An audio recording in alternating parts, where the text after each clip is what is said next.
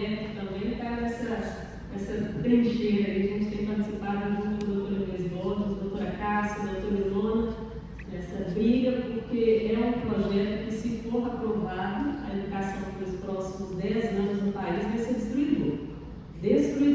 E ele está para ser votado, desculpa abrir esse parênteses, mas é uma pauta importantíssima também, está para ser votado no Congresso Nacional e a gente precisa ficar muito atento, porque eles querem acabar com as escolas cívico-militares, com as escolas religiosas, as escolas militares, o homeschooling, e implementar uma ideologia muito forte, trabalhar com a ideologia de gênero assim, de uma forma muito ousada. Então, vamos acompanhar esses projetos também, que é muito importante. E também, antes de entrar exatamente no meu tema, eu quero agradecer a presença também das mães, dos pais, né, que estão aí até agora, e especialmente da doutora Miriam Jimenez, que é a esposa do procurador Felipe Jimenez, que também está aí numa trincheira de um projeto importantíssimo, que é o PL 943-22, de 2022, que é da contagem pública dos votos. E também estou aproveitando aqui esse espaço para chamar atenção para esse ponto que a gente precisa acompanhar. Por quê? Porque a gente sabe que hoje a gente vive resultado de política. O que nós estamos vivendo hoje é resultado de política. Então não adianta a gente brigar por tantas pautas que são tão importantes se a gente não materializar e ter contado os votos publicamente, porque senão a gente vota e não consegue acompanhar pelo processo e saber se o voto que eu dei foi exatamente para a pessoa que eu dei, né? Então isso é fundamental para que todo o resto aconteça. Então é dever do cidadão votar e é direito de saber para onde o seu voto foi, se ele foi devidamente encaminhado. Então agradeço muito pela sua presença, doutora Miriam, aqui apoiando a audiência também, e que seja aí mais um projeto que a gente precisa ficar atentos. E como a doutora Raíssa disse, nós somos uma parcela pequena ainda da população, mas que estamos acordando, né? Tem uma parcela muito adormecida ainda, e a gente não pode acordar só para um ponto, a gente precisa acordar para tudo. E essa é uma forma de fazermos com que a sociedade e o poder emane do povo. É acompanhando, vai ficando de cima. A Camila também que ajudou nessa audiência, né, Jo? Ela fica na... E é isso. Os políticos são servidores públicos, eles estão nos representando. Eles não estão fazendo favor para a gente. Não estão. E a gente tem essa crença de chegar para essas pessoas e falar: deputado, por favor, nossa, será que o senhor... vereador, será que é isso? Eles são funcionários nossos, eles estão aí para representar os nossos interesses. E a gente precisa se empoderar disso e exigir que eles nos representem de fato, né? Então vamos lá. Agora, então, entrando no meu tema, eu quero deixar claro o seguinte: nós não estamos aqui defendendo a inoculação ou a não inoculação. Nós estamos defendendo a liberdade dos pais de decidirem sobre a vida dos seus filhos. Então, se alguém, o pai que quiser, que achar, que se convenceu que essa inoculação é benéfica, dá.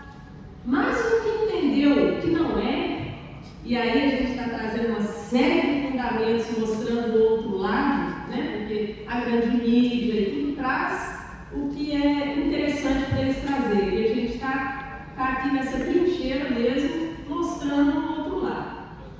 Quem não quiser vacinar, que possa exercer o seu poder familiar, que a doutora Raíssa falou dele também, e que decida sobre a administração da vida dos seus filhos, né? O Estado não pode nos tratar, nós somos nós incapazes, gente. Esse Estado paternalista de querer dar palpite em tudo na vida da gente, nos trata como se nós fôssemos incapazes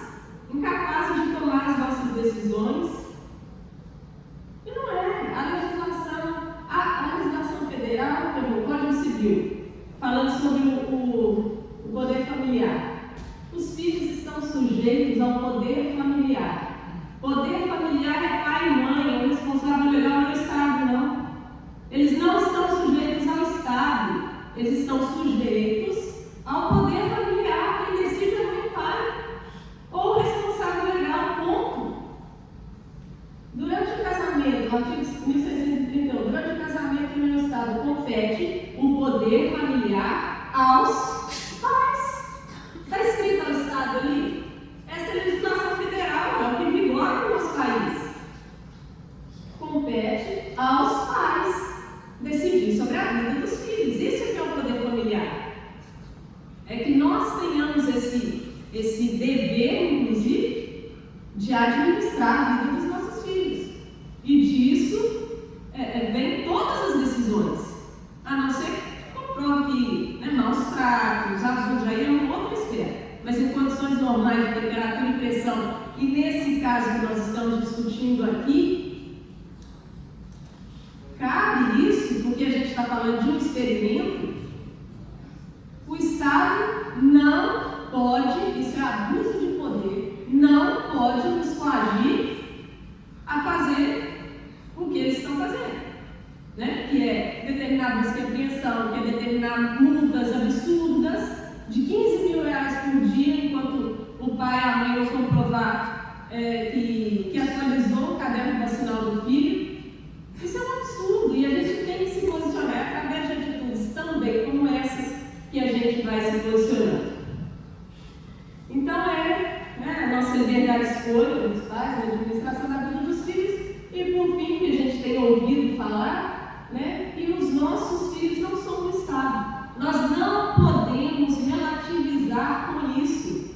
Não podemos, porque a fase depois da relativização é a normalização. Isso é método. Isso é método. E a gente tem falado, e eles aplicam esse método em várias coisas, inclusive no Plano Nacional de Educação. A gente tem falado muito sobre isso. E quando normaliza, se estabelece um novo sistema que a gente não consegue mudar depois, não. Vídeo Venezuela, Cuba, Rússia, China. Isso é controle social. É muito sério, a gente tem que bater o pé mesmo, não dá para deixar relativizar. O certo é certo e o errado é errado, não tem meio do caminho não, porque eles vão trabalhando neurolinguisticamente com a gente, para a gente ficar confuso, e a narrativa é forte e é fofa, e que vai confundindo a gente mesmo. Então, sempre que a gente entrar nessa confusão de discurso, volta e pensa o que é certo. É certo, é isso aqui. É errado, é isso aqui. Não permita que essas relativizações aconteçam, porque isso é parte de um processo, de um projeto de permanência no poder, isso é método. Depois que relativiza, normaliza, a gente não volta atrás. Nós já temos exemplos aí de outros países. Então é isso, o Estado paternalista ele promove, quando ele começa a coagir um Estado forte, ele começa a trabalhar de forma como se a gente sentisse que a gente necessitasse do Estado para sobreviver. Ele promove ele promove um adestramento social. Olha o que essa pandemia, a forma que foi tratada no mundo inteiro. Isso foi também uma experiência social. O quanto a população mundial se submete ou não aos absurdos que eles falaram, que eles fizeram. Máscaras, lockdowns, olha o Tedros, presidente da OMS, tirando a responsabilidade dele agora, falando que a OMS nunca obrigou as máscaras e o lockdown. Isso é um experimento, é um adestramento social. E, na minha opinião, eles foram exitosos. Por isso a gente precisa acordar mesmo e refazer esse caminho, porque outras situações virão e eu espero que a gente tenha amadurecido e que não seja tão fácil fazer esse adestramento como eles estão pretendendo. E, por fim, quando há essa castração toda, o Estado começa a comandar excessivamente a vida da gente, o que acontece é a castração da dignidade da pessoa humana, que está previsto no artigo 1º e no artigo 5º da dela. Como que um pai e uma mãe se sente vendo o Estado te obrigar a inocular uma substância que você tem convicção que vai fazer mal para o seu filho? Isso é falta de dignidade. Dignidade humana de não poder decidir sobre a vida e a saúde do seu filho. Isso é seríssimo. Não é mera coincidência. Esse slide foi cedido generosamente pela doutora Akemi e a gente conversou sobre isso, né? A doutora Akemi fez um estudo assim, fantástico, fantástico. E eu quis colocar, porque também, para bater nessa tecla que nós não estamos tratando de uma vacina.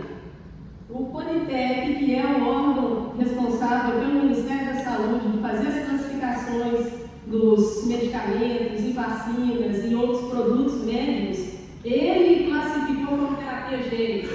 Então não é questão ideológica, não é questão de gostar do termo, questão de achismo. A definição técnica é terapia genética. Agora, vocês acham que se a grande mídia, o governo, tivesse demonstrando esse produto para a população e chamando de terapia gênica, as pessoas vacinariam como se inoculariam como se inocularam? É óbvio que não.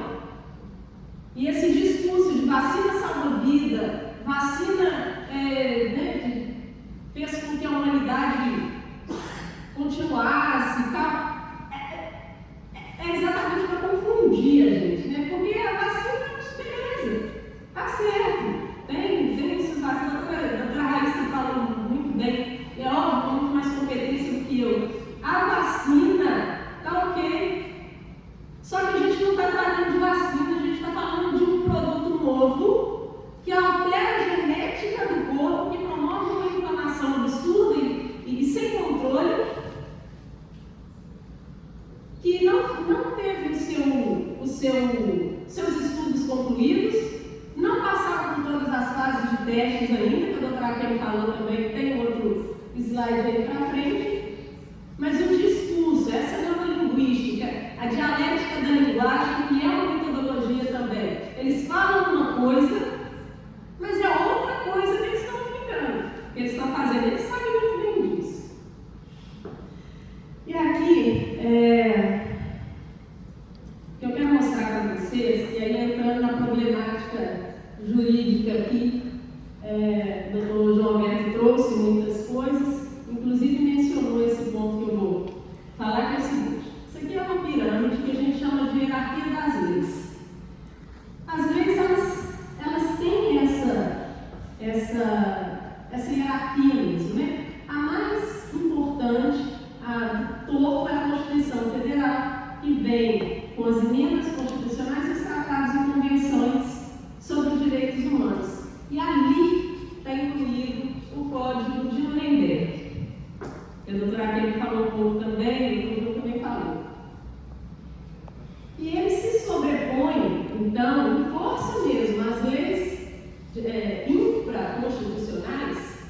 Para elas serem válidas, elas precisam estar em consonância, elas precisam ser coerentes com o que as leis e a Constituição falam acima delas. Se houver contrariedade, ela é ilegal e é inconstitucional. Essas normas infralegais e infraconstitucionais. Então, esse raciocínio é importante para vocês entenderem agora o que eu estou trazendo. O Código de Nuremberg está lá no topo da pirâmide, porque é um acordo internacional que o Brasil é signatário e que ele fala sobre direitos humanos. Ele foi desenvolvido a partir do Holocausto, que naquela época fizeram experimentos com seres humanos e, diante da crueldade toda, os países se reuniram e falaram: isso nunca mais pode acontecer. Então vamos definir algumas regras aqui para que a gente garanta que esse tipo de coisa nunca mais aconteça. Então eles definiram alguns requisitos. Consentimento livre e esclarecido. Então, sempre que se tratar de uma experiência com seres humanos,